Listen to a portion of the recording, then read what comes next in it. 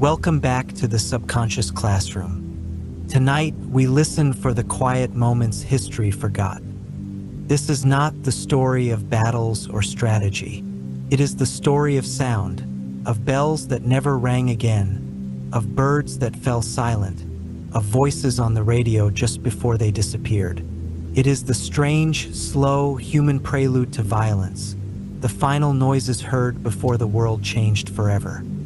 From the rustle of parchment to the hum of a distant engine, from footsteps in empty streets to the last ordinary song drifting from an open window, these are the fragile sounds that lived just before war and were never heard the same way again. So settle in, breathe gently, and listen with care.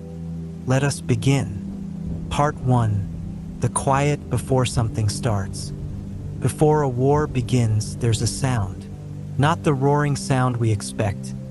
No fire, no cannon, no sirens yet, but something else. A whisper, a bell, a shuffle, a long, drawn breath. History remembers the battles, the marches, the parades and the photographs and the broken buildings. But ears remember something else. Just before it begins, everything sounds wrong. The sky sounds too open. The church bells sound like they're asking a question. Someone drops a teacup in another room, and it sounds like the end of a century. The sound before war is not always dramatic. Often it's soft, so soft it gets forgotten. But if you follow it carefully, through the back alleys of time, through radios that crackle and feet that hesitate, you can hear it. The strange, scattered moments when a continent took one last breath before setting itself on fire. In ancient times, the sounds that preceded war were often ceremonial. But that doesn't mean they were calm. In Bronze Age Mesopotamia, cities announced war not with weapons, but with drums. Deep, skin-stretched instruments pounded from temple rooftops, echoing across flat plains. Not in a frenzy, but slowly. One beat every few seconds. A signal that messages had been received, that omens had been read, that the gods had made up their minds. To live in a city like that was to know that one drumbeat could mean the start of something. Farmers in the fields would stop and count how many thuds came. Merchants in the markets would pause mid-haggle. Children would look toward the priests on the walls, waiting to see if they moved. And sometimes they didn't. Sometimes the drums were just a warning. Sometimes they were for another city, but other times they were followed by silence. Long, unbearable silence. And it was that silence, not the battle cries, that people remembered. It was the sound of the city inhaling. Centuries later, in ancient Rome, wars began with something stranger still. A ritual. Before any Roman campaign could officially begin, a priest called official would perform a peculiar rite involving a spear, thrust into enemy territory, sometimes symbolically, sometimes literally. The sound that preceded war was the clinking of bronze against stone. Ceremonial words spoken in Latin, repeated like an oath, and a collective hush from the watching crowd. These were legal wars, wars declared properly. The Romans were obsessed with formality, even as they lit the world on fire. And so, it was often not a trumpet but a phrase that triggered war. Carefully chosen, legally binding, echoing across Senate chambers and temple courts. Words became weapons, and silence became proof that something irreversible had just passed. In medieval Europe, the sounds before war were no less strange. When tensions rose between kingdoms or nobles, messages were sent, often on horseback, sealed with wax. The act of war began not with a clash, but with a courier. And the sound? Hoofs, quiet at first, then louder, then gone again. The rhythm of galloping through mud, the clatter of shoes across cobblestone, the bark of dogs chasing a shadow they didn't understand. In one recorded case, a monk in a French abbey in the 1200s described the sound of a distant rider arriving with a declaration of war. He wrote, "The bell for none had only just ceased ringing, and we heard a great stillness, followed by the softest sound of iron on wood. That was the rider dismounting. That was the sound before war." Sometimes the declaration came as a song. In Scotland, clans would gather for ritualized conflict, and the war pipe, the Piab Mór, would be the first voice to speak. Not a scream, not a flourish, just a long, low note held until it bent in the air. To this day, historians debate whether that sound warned enemies or stirred allies. Either way, it was the line that divided peace from everything else. In pre-Columbian Central America, the Aztecs prepared for war with sound, too, but theirs were deliberate and bone-deep. Drums of hollowed wood, trumpets made from seashells, rattles sown with seeds. The air before battle was a mosaic of rhythm, not just a call to arms, but a call to time. They were building the moment in sound before it was built in blood. Across continents, the patterns hold. War arrives loudly, but it begins quietly. And that beginning, strange, small, human, matters. Take the year 1618, Prague. The event later called the defenestration, a cold word for something clumsy and loud. 3 Catholic officials were thrown out of a window by angry Protestant nobles. The 30 Years' War would follow, millions would die. But the beginning, the real beginning, it was a discussion, a closed door, boots in a hallway, the snap of a latch, then raised voices, then breaking glass, then a thud. It wasn't even a loud thud. The men landed in a pile of manure, and yet that soft, ridiculous sound, so undignified, was the first breath of one of Europe's deadliest conflicts. Wars rarely begin in moments we recognize as monumental. They begin in rooms that smell of candle wax and sweat. They begin with someone coughing, someone rustling papers, someone forgetting the last word of a prayer. In the American colonies in 1775, the shot heard round the world at Lexington was famously confusing. No one knows who fired first. It was not a charge. It was not a plan. It was a pop, a mistake, a match strike, and after that there were musket volleys and then screams. But the first sound? It may have been nothing more than a nervous twitch, an accident. There's something devastating about that.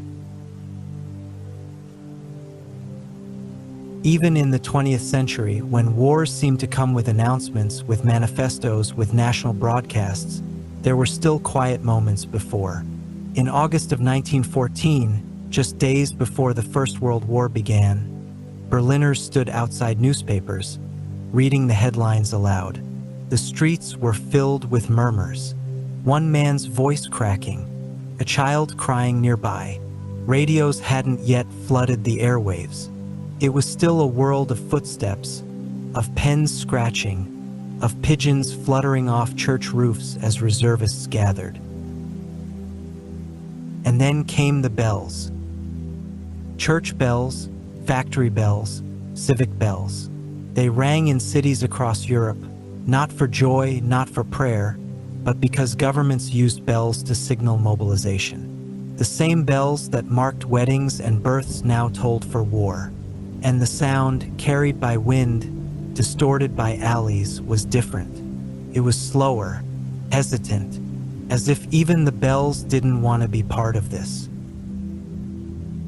In rural France, farmers paused mid-harvest. In London, windows were opened. People leaned out and listened. No speeches, no fireworks. Just the weight of something shifting. The quiet before war isn't always peaceful. Sometimes it feels like a dare. In 1939, as the Second World War approached, the BBC played music. Not because it calmed anyone, but because it was the only thing to fill the space. Then came a voice, calm, formal, announcing that Britain and Germany were at war. The sound before that announcement was a pause so deep it felt like it bent time. Millions listened. Millions breathed at the same time. Radios buzzed. The clock ticked, and the silence broke like glass. That sound, the last sound before war, was never meant to be remembered. But it lingers. Not because it was loud, but because we weren't ready. Part 2: marches, radios, and the missing hour. You'd expect war to come with a bang, with sirens, with a rising tide of noise, but often it slips in on softer things.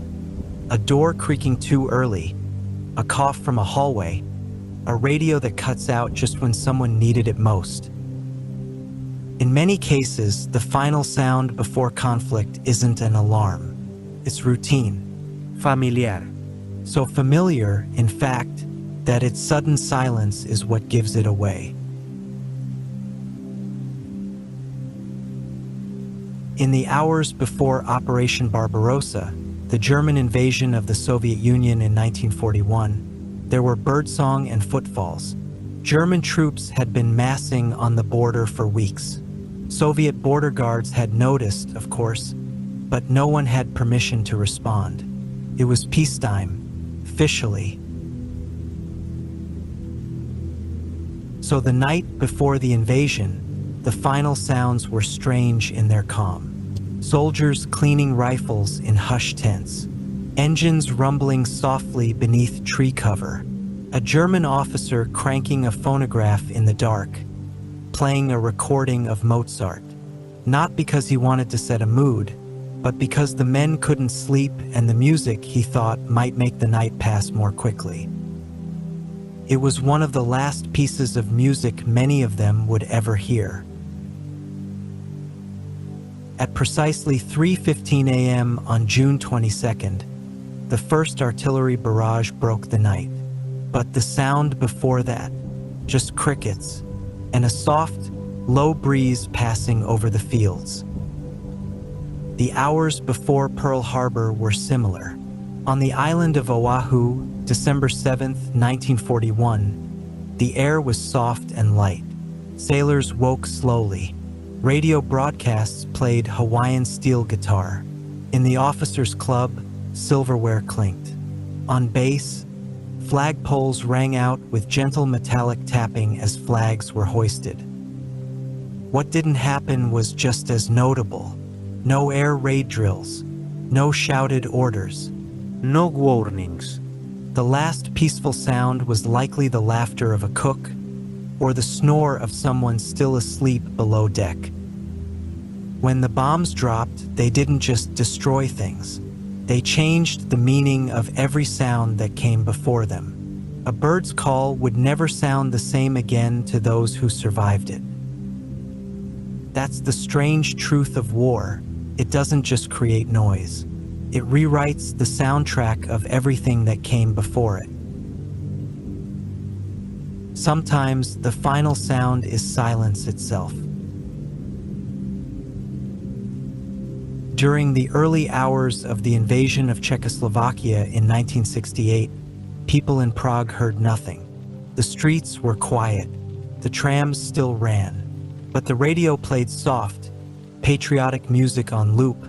No news, no commentary. Listeners felt something was wrong. The absence of voice said more than a speech ever could. When tanks rolled into the capital, their engines were not the first sound of war. The first sound was the radio not speaking. In Sarajevo in 1992, during the lead-up to the Bosnian War, the sound of artillery was preceded by something else entirely: the hiss of broken pipes. Water pressure had failed in many parts of the city. People began filling tubs and sinks in silence. No one screamed. They just listened to the pipes gurgle and fade. That was the last warning. And then there are the sounds that pretend nothing is wrong. On the eve of World War I, Austrians and Serbs exchanged official telegrams full of careful, stiff language. There were no battle cries, just the soft clacking of telegraph machines. Diplomats walked down carpeted hallways. Secretaries turned pages of Foreign Office memos. The rooms were quiet, except for the tapping of fingers on typewriter keys. The war was already in motion, and the sound of its arrival was polite. In some cases, the final sound before war is laughter, not the joyful kind, the kind that fills awkward space when people don't know what else to do. In London, in the hours before the Blitz, people stood in long lines for gas masks. They joked, they teased each other, they made fun of the funny little rubber faces. Somewhere, a man played an accordion. A dog barked at the mask on his owner, and still the sirens didn't come. It wasn't until dusk fell that the hum began, the deep mechanical buzz of approaching aircraft. For some, that was the first real sign, but for others, it was the silence just before, the moment when all the jokes stopped. In quieter parts of the world, war arrived with no fanfare at all. In 1937, when Japan invaded China, some of the earliest moves were made at night, with scouts crossing rivers barefoot. A farmer near Shanghai later recalled that the only sound he heard before his village was attacked was the dripping of water from a soldier's sleeve. That was it. Not a gunshot, not a trumpet, a drip. Even in highly mechanized modern war, this pattern holds.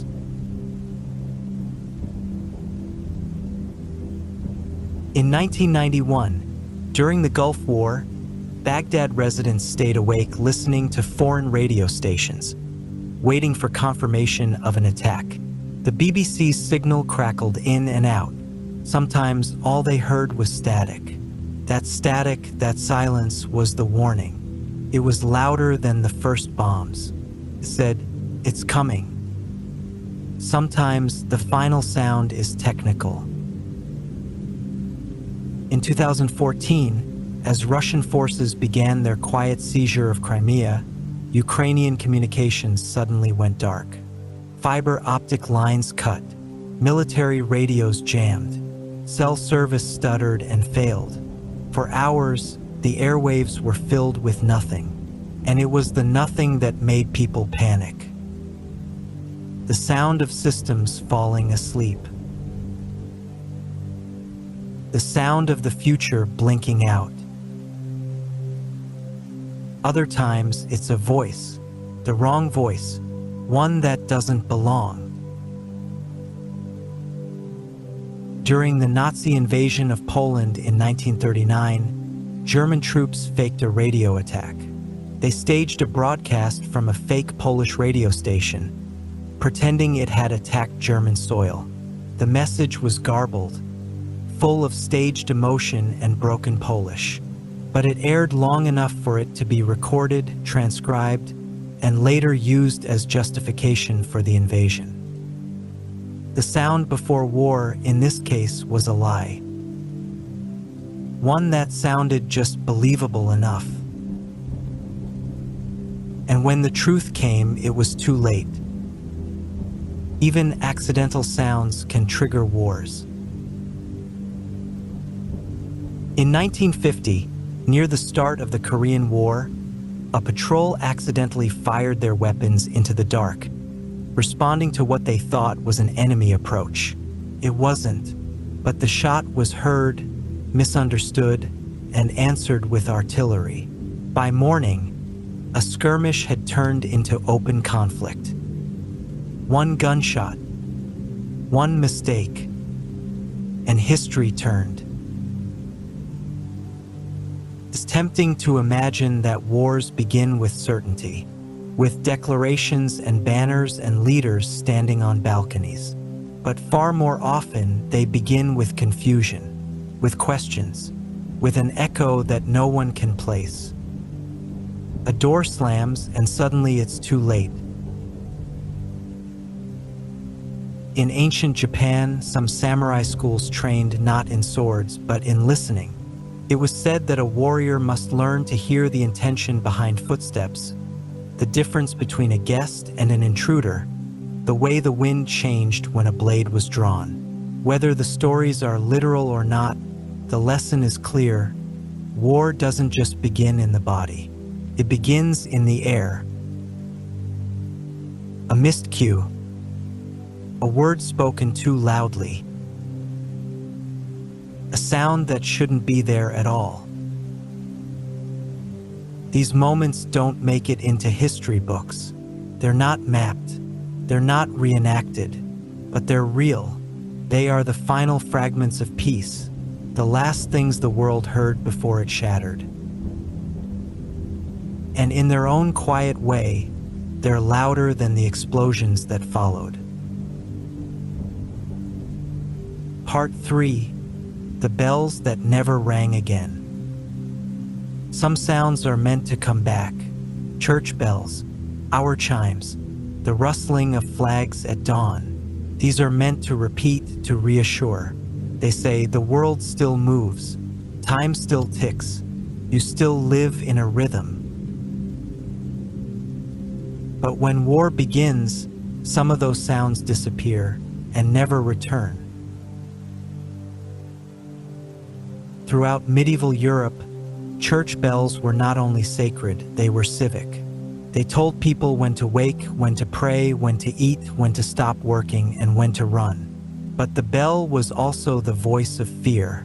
During siege or threat, it rang in a different pattern. Rapide, discordant, urgent. In many towns, this pattern was never written down. It was taught ear to ear. A bell ringer would learn to shift tone by instinct. And so the sound of war was not just the presence of noise, but the wrongness of it. In 1346, during the siege of Calais in the 100 Years' War, the bells stopped entirely. The bell tower had been hit by fire. The mechanism melted. And what followed was not the sound of war, but the absence of the one thing that told people what time it was, when to hide, when to kneel. That silence was more frightening than the catapults outside. It was the sound of disorientation. And even when bells survived, they sometimes went mute on purpose. In the First World War, churches across northern France and Belgium removed their bells. They buried them in the ground or hid them in crypts. The metal could be melted for weapons, yes, but that wasn't the only reason. Bells were removed because their voices had become dangerous. German forces, trained to listen for patterns, would use the ringing of church bells to locate towns. The bells, once guides, had become beacons. So people stopped ringing them. The world grew quieter. And in that hush, you could hear things that weren't meant to be heard. Soldiers moving at night, the squeak of boots in frost, letters being read aloud by candlelight, a mother whispering to a child who didn't yet understand why no one was allowed to speak above a whisper.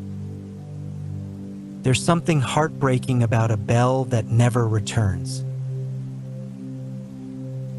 In one village in the Ardennes, a bell that had rung every hour since 1654 went quiet in 1914 and did not ring again for 60 years. When it was finally repaired, the town held a ceremony. Children covered their ears. Elders wept. It wasn't a joyful sound. It was a memory restored. But not all bells were silenced. Some were repurposed. In Nazi-occupied Poland, church bells were confiscated and melted down to make munitions. The sound of war, in this case, was the bell transformed from a symbol of time into an engine of death. and the silence left behind was louder than any explosion. In Eastern Orthodox tradition, there's a bell tone used during funerals that's different from any other. It's slower, lower. It rings like something breathing its last.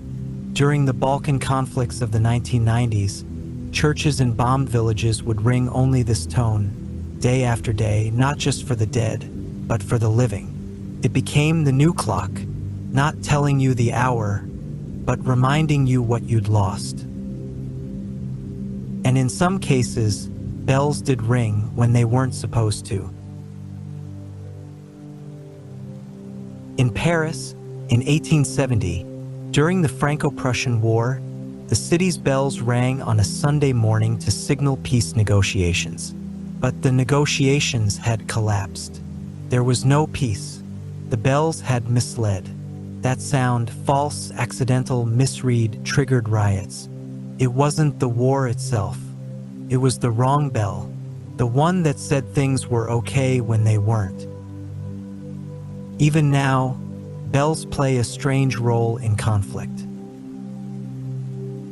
During the Iraq War, mosques became central to sonic memory. The call to prayer, long, echoing, sung, was part of daily life. But during fighting, many muezzins stopped broadcasting. Their absence told locals what no official statement would: that danger was near. In one district of Baghdad, the sound of prayer returned before electricity did. A battery-powered megaphone, a voice in the dark. That moment, quiet, uneven, cracked with static, was not the end of war, but it was the first breath of something else, something after. There are also bells we never heard. In Hiroshima, on August 6, 1945, the city's temple bell was scheduled to ring at 8:15 a.m., marking a routine moment in the day. The sound never came. The bomb detonated at precisely 8:15. The mechanism incinerated before it could move. The sound was missed by less than a second. And so, the last sound many heard was not the bell, but the wind shifting. Sometimes, the final sound before war is mechanical.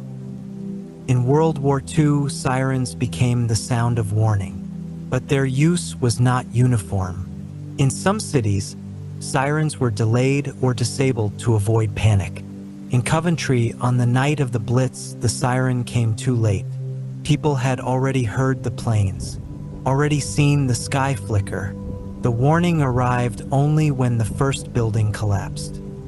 Sirens were not just alarms.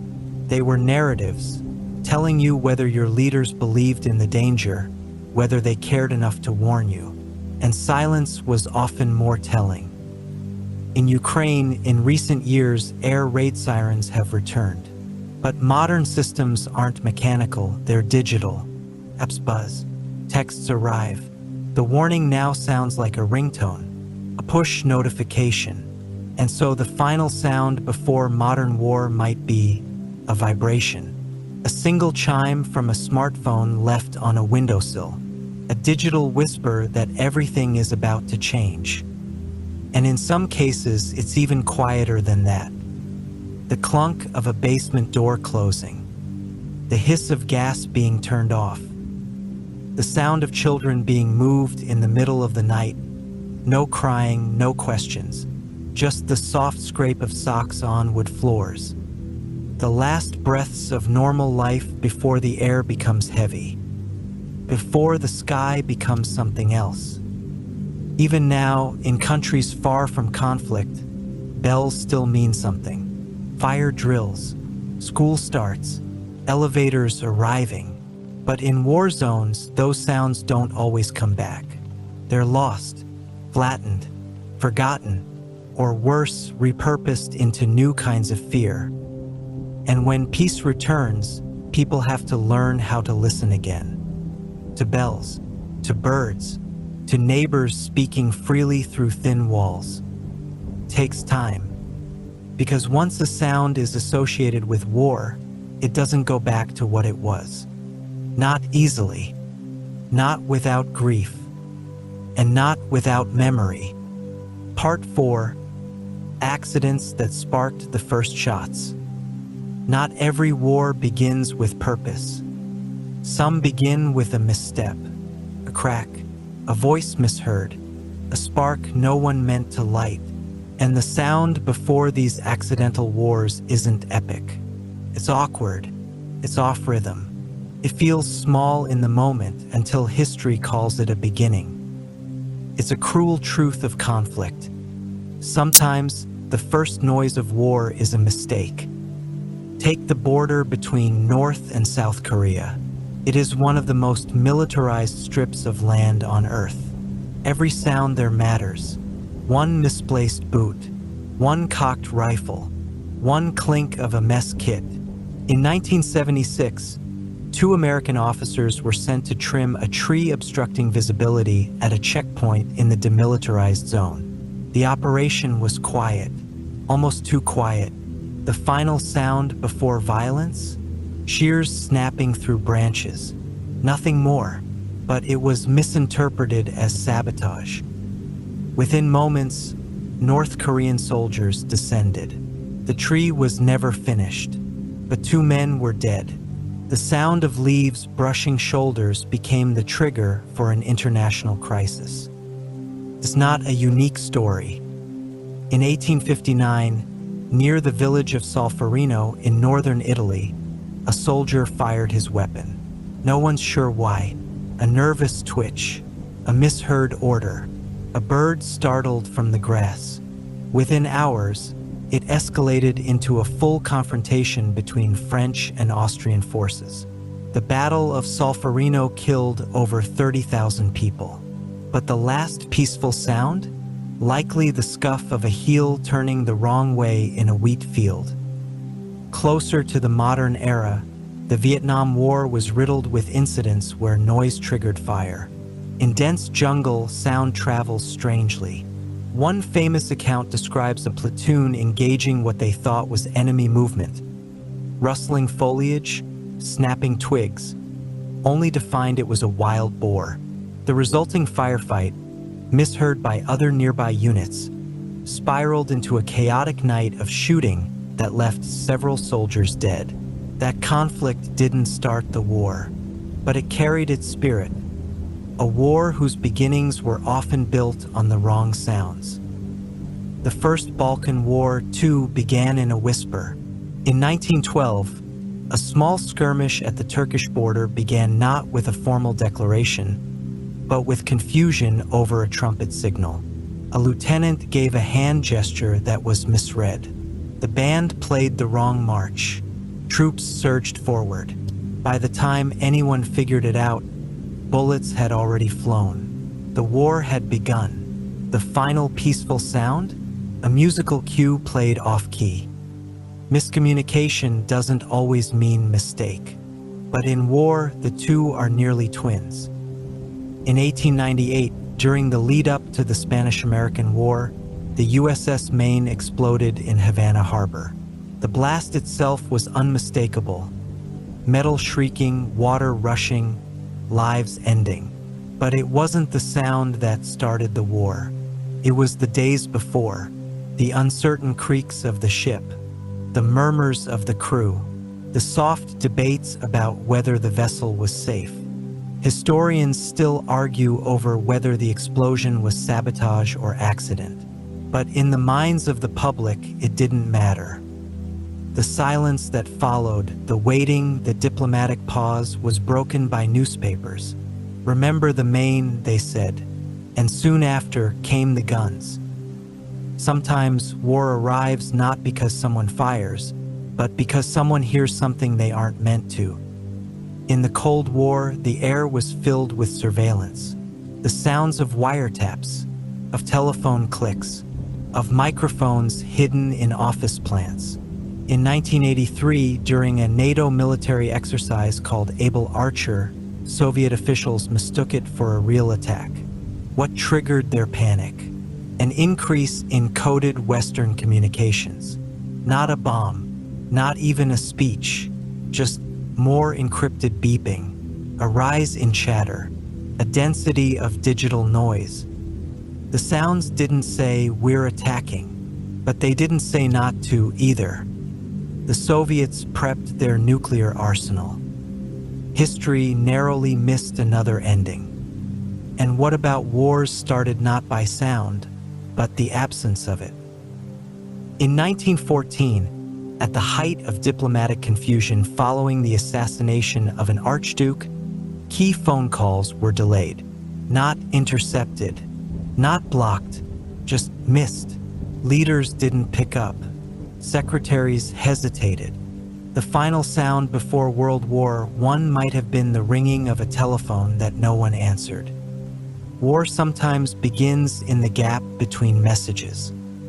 In the Falklands War of 1982, the final hours before Argentina invaded were filled with bureaucratic quiet.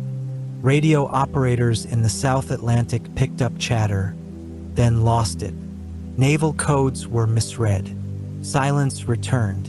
And then, early the next morning, fishing vessels spotted silhouettes on the horizon. Not loud, not urgent, just shapes floating toward them with purpose. The last sound before that war was the wind hitting canvas, and a kettle boiling in a coastal kitchen. In older times, animals often served as the first responders. Dogs barking, horses stamping, roosters silenced by fear. In 1812, as Napoleon's troops crossed into Russia, villagers reported that the birds went quiet. Even the insects, one man later claimed, held their breath. It wasn't the march that warned them. It was the hush. Sound can be prophecy, can also be betrayal. The Iraq-Kuwait conflict began with tanks, but the first true alarm came when Bedouin shepherds heard something odd. Not trucks, not engines, but the distinct clinking of tank treads in sand. A rhythm that didn't belong. They weren't soldiers.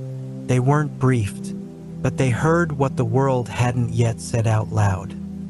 War was coming.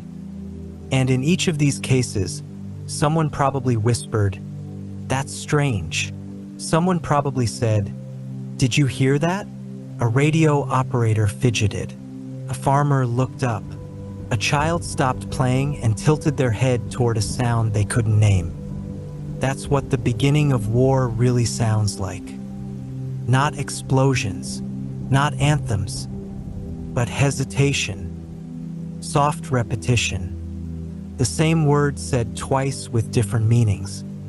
The wrong voice calling the right name. And once the first shot is fired, whether planned or not, none of it can be undone. After that, the world becomes something else.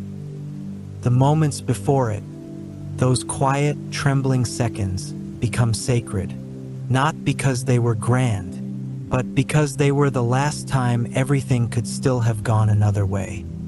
Part 5, What Civilians Heard Right Before War. For soldiers, war comes with orders, a whistle, a shout, a mission. But for everyone else, for shopkeepers, teachers, dock workers, children, it arrives without instructions. It just starts, and the only warning is sound, or silence. Civilians rarely know the moment they're living in history. They only know that something has shifted. The street is quieter than usual. The pigeons are wrong. Someone is singing when they shouldn't be, or not singing when they always do. In Warsaw in 1939, people remembered the silence on the morning of September 1st. No cars, no shouting, just the soft patter of early footsteps and the strange, unfamiliar whine of aircraft in the distance. That sound hadn't belonged in that sky before. It was too smooth, too sharp. One woman later said it reminded her of a knife being held behind your ear. Then the bombs fell, but it wasn't the blast that haunted her. It was the moment just before, when she realized the air was listening to something she couldn't hear yet. In Sarajevo in 1914, people heard church bells, horse hooves, and cafe conversation. Then gunshots. Not many, not loud, a couple. Enough to make a waiter stop pouring coffee. Enough to make a tram stall. Those few cracks in the street echoed into the First World War. And most people just sat there holding their cups, listening for more. In 1937, during the bombing of Guernica, Spain, civilians heard planes before they saw them. But they weren't afraid at first. Planes had passed before, but these didn't pass. They circled. Their engines stuttered, then roared. One man described the sound as 1,000 wasps stuck in a jug. The people ran, or they froze, or they waited. Then came the explosions. The paintings would later show the chaos. But no one paints the moment before the listening. In London during the Cuban Missile Crisis, the final sounds before what could have been global war weren't bombs or sirens. They were radios. Radios playing the news. Radios going silent. People sitting in kitchens, next to steam kettles, waiting for a voice to tell them the world was still there. The tension didn't come from what they heard. It came from what might happen in the next second. In Rwanda in 1994, the start of mass violence was preceded by an eerie broadcast. The radio, the only source of news for many, played propaganda for weeks. But the day the president's plane was shot down, the station's tone changed. The voice that came on wasn't angry. It was calm. It was cold. It gave instructions quietly, codes, locations. The war began with a soft voice. Too soft for what came next. In New York in 2001, the sounds before the first plane hit the World Trade Center were normal.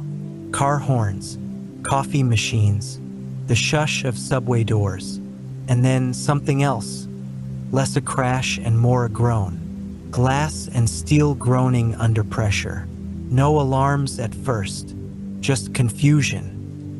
And in that confusion, people remember listening for more, trying to hear if the world had changed. That's the sound memory burns into the mind. Not the sirens, but the question between them. In older times, the final moments before violence were even stranger. Before the Mongol invasions, towns along the Silk Road sometimes reported days of silence. Not because the enemy was near, but because birds had fled. The forests emptied, the air shifted, and suddenly nothing sounded the same. Nature, it seemed, knew what was coming. In the 19th century, before Sherman's march to the sea, southern towns heard the Union Army long before they saw it. Not gunfire, but iron, wheels, clanking, a strange kind of music, soldiers singing in cadence. It wasn't angry, it was matter of fact. One Georgian described it as joyful humming on the way to ruin. The sound was casual, but the effect was chilling. In Vietnam, the jungle spoke. Cicadas fell quiet before helicopters passed. Dogs barked at nothing. Bamboo thickets rustled when no one moved. And then came the sound of blades, the chop chop chop that turned the sky into something else. But by then, the warning had passed. The jungle had already told everyone. In the Lebanese Civil War, civilians in Beirut listened for power outages. Electricity would flicker, phones would die, then came shelling. Not immediately, sometimes hours later. But the silence of infrastructure was its own language. When the fridge stopped humming, you knew to get your shoes on. You knew to keep the children close. Modern conflict has its own warnings. In Kiev, when air raid apps became commonplace, families started associating the vibration of a phone, not the alarm, with the beginning of danger. The phone buzzed on a nightstand. The father got up. The children were ushered into stairwells. It was too familiar. One buzz, one breath, one more sleep interrupted. In Gaza, families report that the drones are the first sound. Not bombs, drones. The hum like a mosquito too close to the ear. It lingers for hours. Sometimes it never leaves. Then, eventually, the strike. But the terror comes long before the explosion. The drone sound is the war. In every age, every region, civilians learn to translate their own warning sounds. In Syria, a low thunder too dry to be weather. In Kosovo, the voice on the radio mispronouncing the name of a town. In Chechnya, the growl of trucks approaching on unpaved roads. In Sudan, the sudden rush of people moving without speaking. In every case, war enters the ears before the body. Because war is not just violence, it's a shift in rhythm, and ordinary people, untrained in combat, feel it first through sound. They hear the familiar break, the regular become irregular, the pattern get tangled. A woman folding laundry pauses because the birds are gone. A teacher stops writing on the chalkboard because someone dropped a pen and no one moved. A child stops mid-sentence because a dog outside has started howling and hasn't stopped. These are not epic stories. They're not taught in school. But they're how people remember. When the guns come later, when the buildings fall, the memory that remains isn't always the flash or the fire. It's what they heard just before. Part 6. What sound means when it disappears. You don't always notice sound until it leaves. And in the hours, the days, even the years before war, what's most haunting is often not what you hear, but what goes missing. The absence of sound has always been used to control, to warn, to terrify. In battle, silence is a strategy. In politics, it's a signal. And for civilians, it's the part of war that slips under the skin. The Romans understood this well. Before attacking an enemy, Roman legions were trained to halt all movement for long stretches. No clanking armor, no war cries, not even whispered commands. The idea was to create unnatural stillness, a silence so absolute the enemy would feel the weight of it before seeing the swords. Later historians called it the breath of Mars, as if the god of war himself was inhaling. In the First World War, soldiers in the trenches developed a sixth sense for danger that had nothing to do with sight. They listened, not for bombs but for the pause, when artillery stopped firing or when rats suddenly fled. Silence was never comforting.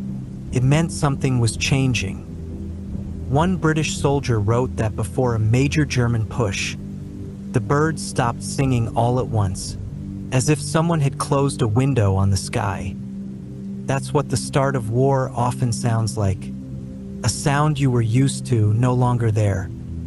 In the Spanish Civil War, towns near the front lines knew when the fighting was shifting. Not because they saw smoke, but because the trains stopped. Not derailed, not destroyed, just gone. The squeal of metal on track that had once marked time no longer arrived. The villagers noticed first, then the grocers, then the clergy, then the soldiers. And by then, the quiet had already spread. In Afghanistan, some families told stories of the prayer gap, a brief period just before violence when no one broadcast the call to prayer. Not because they weren't allowed, but because they were afraid. The absence of that ancient melody, a sound so embedded in daily rhythm, meant more than any speech. It meant that even the holy had hidden. In the Cold War, silence became technical.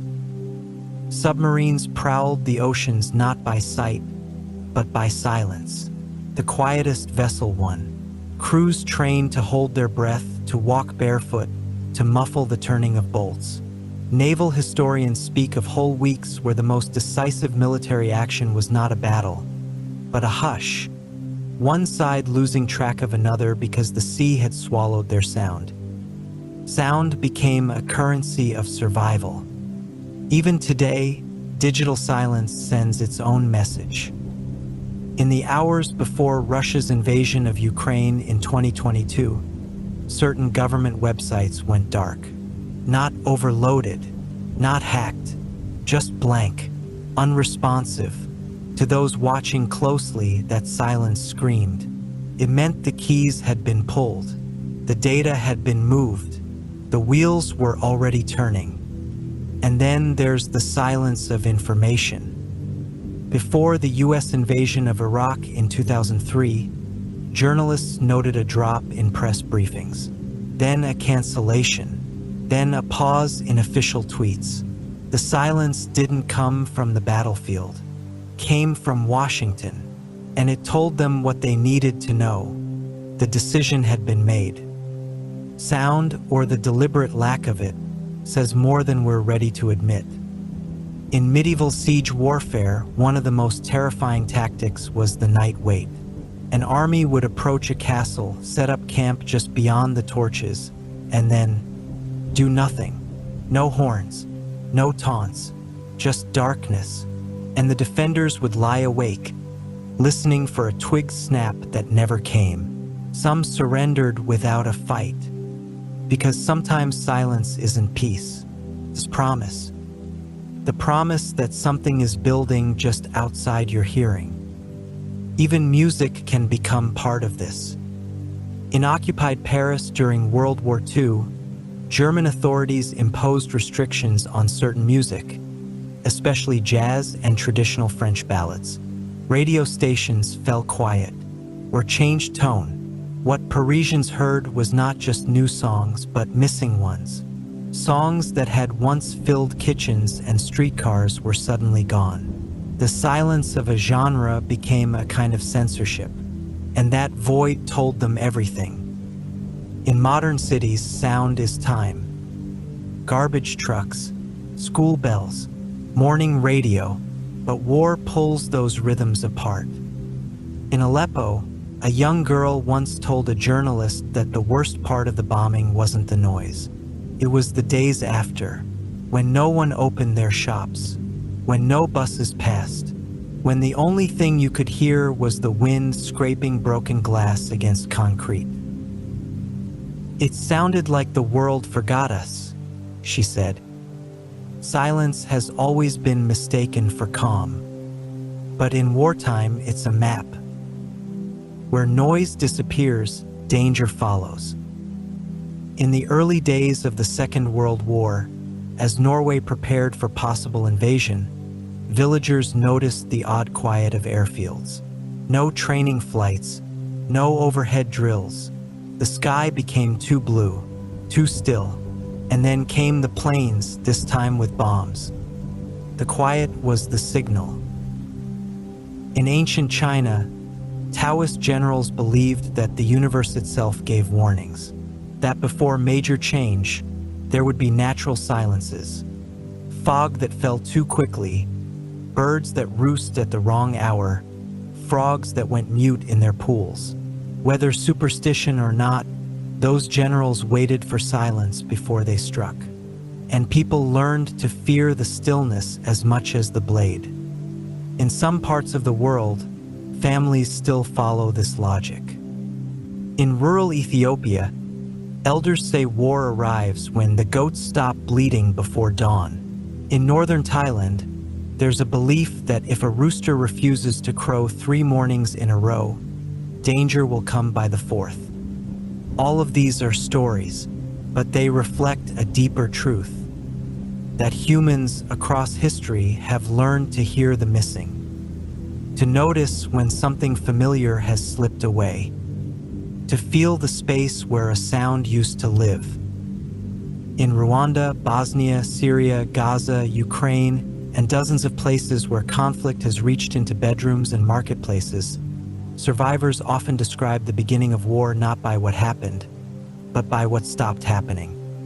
And perhaps that's the hardest part to understand from a distance.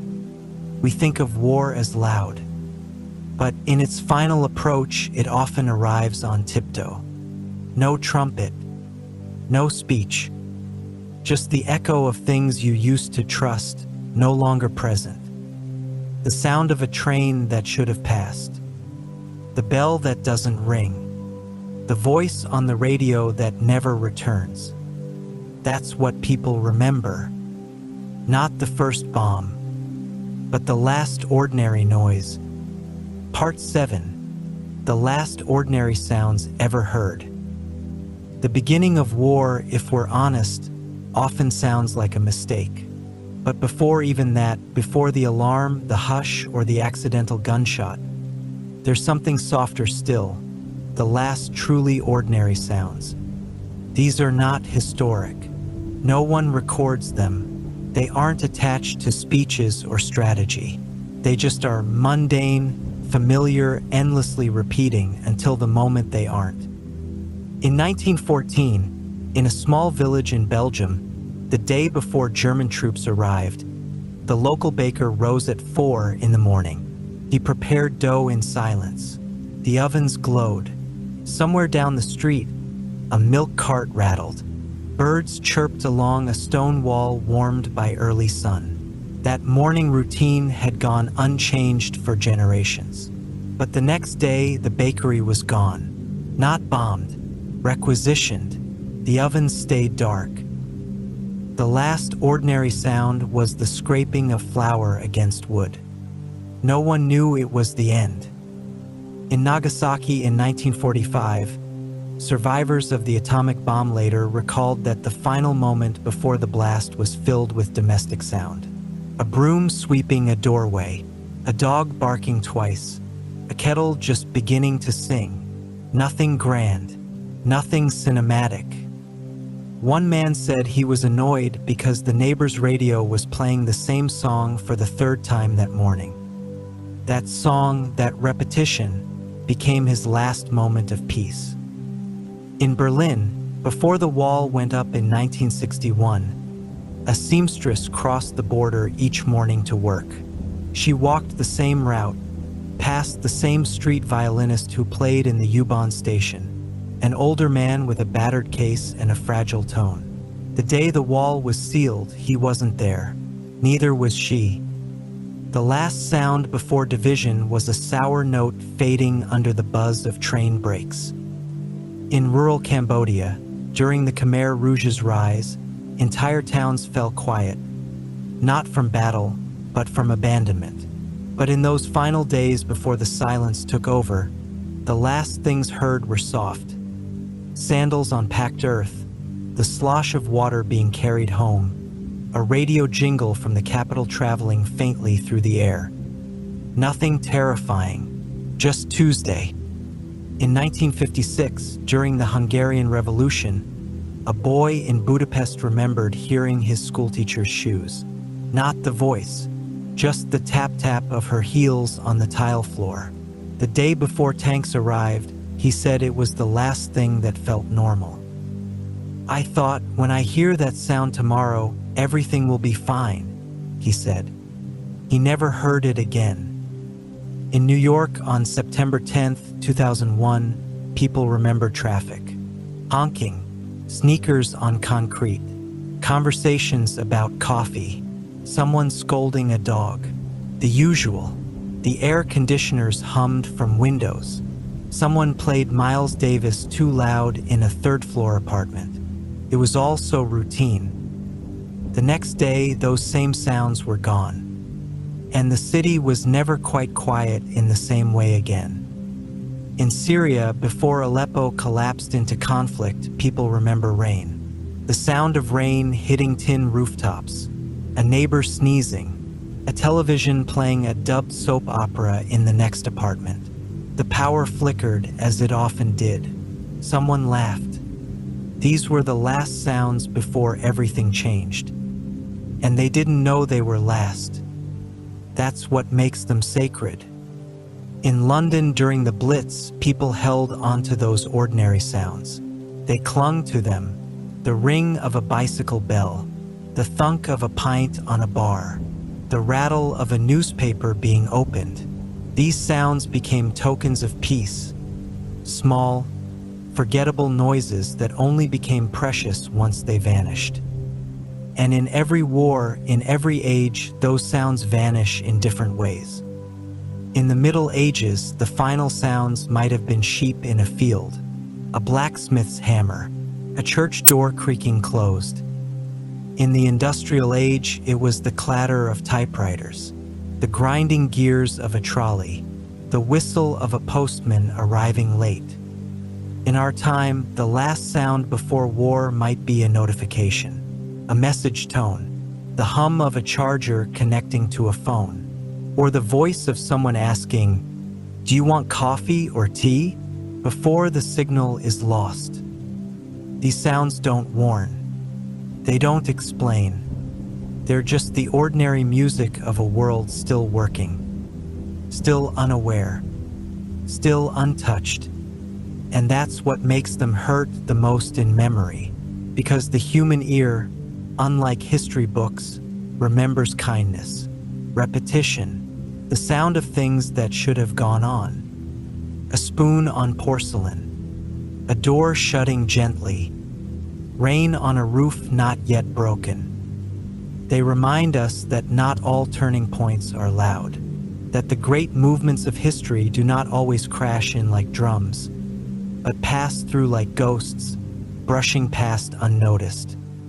There are recordings of some of these sounds. The last streetcars of Warsaw, the bells of Beirut before the fighting, a love song recorded on vinyl the week before Sarajevo's siege began.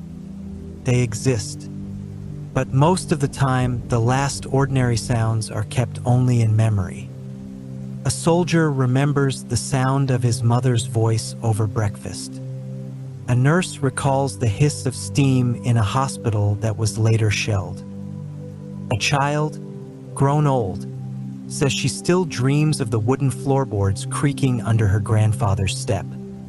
These are not sounds of war. They're the ones war steals. And so we listen now, perhaps more carefully, to the world around us. The small rhythms, the background noise, the overlooked sounds that make up life. Because we never know which one might be the last. And if we remember anything, let it be this. Before war, before fury, before fire and flags and marching feet, there is always a sound, familiar, unnoticed, kind. And then only after does the world understand what it's lost.